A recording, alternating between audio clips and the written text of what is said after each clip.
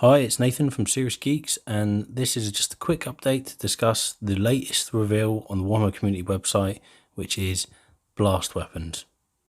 As was confirmed in the Twitch feed from the Warhammer Daily, blast weapons will have an errata at the back of the appendix of the Warhammer 40,000 rulebook, which will include all the weapons that are going to be changed to have blast. But it was described which sort of weapons those would be, and it's the ones that would generally have a d6 or a random number of shots generated and would have a blast marker in the old school back in the day.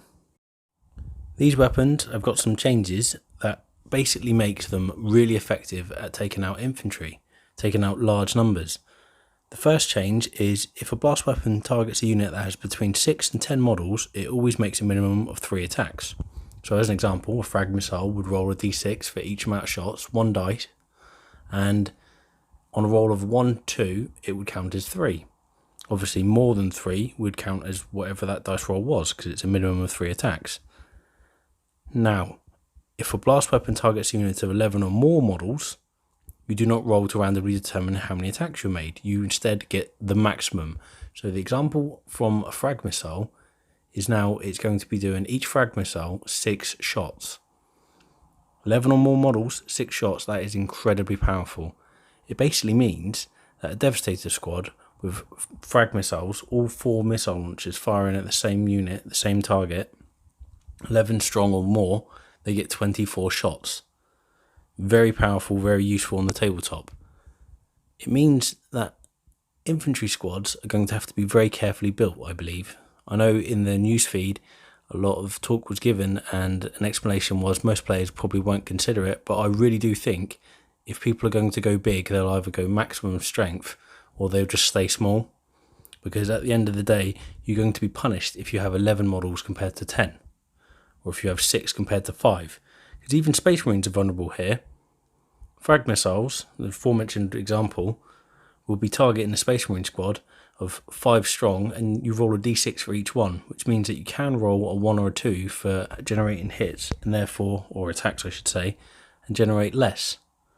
However, if you have 6 models, you're going to have a minimum of 3 per shot, which is 12 shots minimum that are going to be firing at these 6 models. That, to me, means that there is going to be a little bit of calculation in people building their lists, particularly competitively. We have been reassured that it's nothing to worry about, and we will see changes that affect infantry and hordes that make them superior to large numbers, etc. But we've yet to see these. So as it stands now, blast weapons are going to have a massive effect on the game, although I do have faith that Games Workshop will change things so that everything's fairly balanced.